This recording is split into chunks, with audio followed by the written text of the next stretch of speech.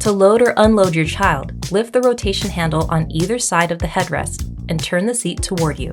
When the seat is turned to the side, the lock indicator will be red. This position is only for loading and unloading. After your child is secured, rotate the seat to a rear-facing or forward-facing travel position, then release the handle. The seat is locked and ready for travel when the indicator turns green. Use rear-facing or forward-facing based on your child's size and age, and the limits listed in the manual. The seat can only rotate into a forward-facing position when it is fully reclined. Before driving, always confirm the lock indicator is green. If you're rear-facing, also check that the level indicator is in the correct zone for your child. Always check your car seat and vehicle manuals for proper installation. If you have questions, consult a certified child passenger safety technician.